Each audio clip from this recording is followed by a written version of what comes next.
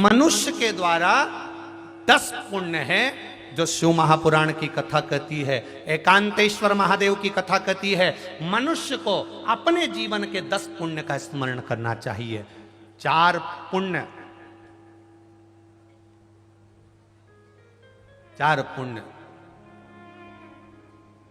मनुष्य की सुंदर आनंदमय वाणी के हैं। 4 और 3 पुण्य मनुष्य के शरीर द्वारा होते हैं और 3 पुण्य मनुष्य के मन द्वारा होते हैं। 4 मनुष्य की वाणी से पुण्य होते हैं, 3 पुण्य मनुष्य के शरीर से होते हैं और 3 पुण्य मनुष्य के मन से होते हैं। कितने हो गए? जम के बोलो जरा। 10 पुण्य हैं, उसमें 3 पुण्य है मनुष्य के शरीर से जो होते हैं। पहला पुण्य है मनुष्य के शरीर से होने वाला, दोनों हाथों से दान देना। दान का मतलब यह नहीं होता कि आप अपने धन को हर कहीं लुटा दो। दान का मतलब है तुमने देखा कि हाँ साहब यहाँ भूखे को भोजन मिल रहा है, तुमने देखा यहाँ प्यासे को पानी मिल रहा है, तो दान की महत्वता है। मालूम पड़े तिजोरी भर ली और तुमने दे दिया, उस दान की कोई महत्वता नहीं है। दूसरे नंबर पर है इस शरीर द्वारा 3 पुण्य करते चलो। पहला दान करते चलो, दूसरे नंबर का रक्षा करते चलो।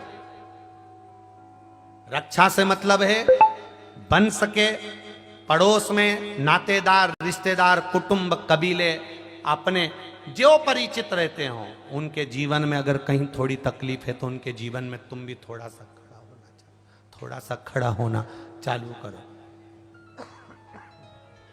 थोड़ा सा खड़ा हो, थोड़ा उनके सुख दुख में शामिल होना प्रारंभ करो।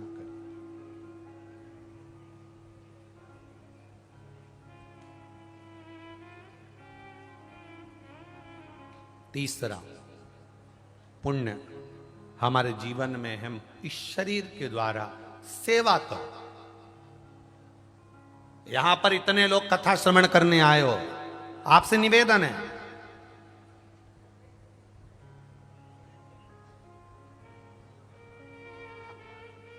कहीं तुम्हें दिख रहा है कि बहुत तेज धूप पड़ रही है, तुम्हारे पास में छाता है, तुम अकेले बैठे हो, 4 लोग जहां बैठे हो उसके पास में बहुत धूप में बैठे हो, अपने छाते की छांव उनके पास बैठकर पकड़कर तुम भी अपनी सेवा का एक क्रम दे सकते हो कि इसको छांव हो जाए। गला पकड़ बा, छांव छाते की दे दी जाए, छत्र की छांव कर दी जाए।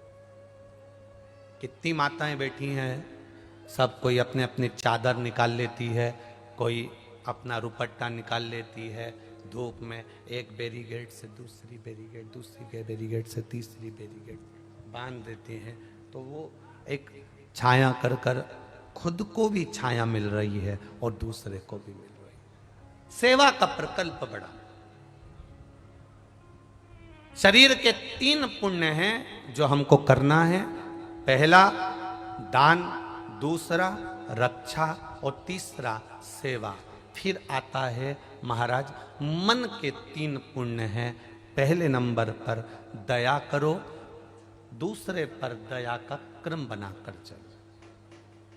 आज के समय में देखने को मिलता है पड़ोस में अगर कोई बीमार पड़ गया तो पड़ोसन बड़े अच्छे से कहती है भोग रहा है, खूब कराना इसलिए भोग रहा। ये नहीं बोलना हमको, उसके कर्म का दंड वो भोग रहा है ना, तो हम बोलकर क्यों बुरे हों? हमारा फर्ज है, उसने तुम्हारे साथ कितना भी बुरा करा हो, कितनी भी गाली दी हो, कितना भी अपशब्द करा हो, कितना भी ताने दिए हो, उसके बाद भी अगर उसको दुख आया है तो दया जरूर करना। बन सके 2 रोटी बनाकर उसको खिला देना। ये दया करते चलना, ये दया का क्रम बढ़ाते चलो। दया करिए। 3 शरीर के पुण्य हैं तो 3 मन के पुण्य हैं, 3 इस आत्मा के मन के पुण्य हैं। पहले नंबर पर दया करो। कितना भी कोई बुरा करा हो आपके साथ, कितनी भी किसी ने गाली दी हो, कितना भी अपशब्द कहा,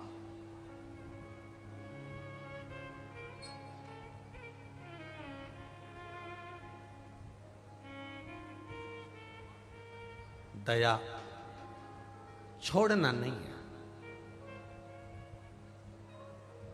कई लोग तो दया को भी बांट लेते हैं। तूने मुझे जगह दी थी क्या जो मैं तुझको 1 गिलास पानी दूं? काय को दूं? नहीं देना, जा। तू तेरी गाड़ी में मेरे को लेकर गई थी कथा सुनने, बस तो फिर आज से तो तू बस मेरे से बात ही मत कर। अब मालूम पड़े उसको थोड़ा सा दिक्कत आ गई, तकलीफ आ गया, कष्ट आ गया, तू अपनी गाड़ी से जा रही थी, उसकी गाड़ी खराब हो गई, दया दिखा दो। वो नी लगे ना बिठा के, कोई बात नहीं। उसने नी बिठाया ना, कोई बात नहीं। उसने आड़ा टेढ़ा कह दिया ना, कोई बात नहीं। अपन अपना फर्ज क्यों छोड़, अपन अपना कर्म क्यों छोड़। मत बुरे कर्म कर बंदे वरना पछताएगा, भगवान की आंखों से तू बच नहीं पाएगा, तू बच नहीं पाएगा। अरे ओ अज्ञानी मत कर नादानी, अरे ओ अज्ञानी मत कर नादानी। अपना फर्ज अदा करते चलो, अपना कर्म करते चलो। अपना फर्ज जब हम अदा करते चलेंगे तो फिर दिक्कत नहीं। दया कभी मत छोड़ो। जिंदगी में सब कुछ छूट जाए, दया मत छोड़ो। उसने जिंदगी में कितना भी बुरा करा है करने दो। उसने तुम्हें धोखा दे दिया, दे देने दो। उसने तुम्हें गाली बक दी, बक देने दो। उसके कर्म का दंड वो भोग लेगा। अपन अपना कर्म बुरा मत कर, बुरा नहीं करिए। मन का दूसरा पुण्य है लोभ का त्याग कर। लोभ से परित हो जा।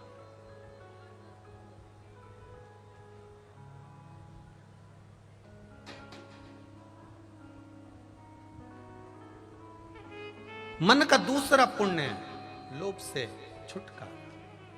और मन का तीसरा पुण्य है श्रद्धा रखना।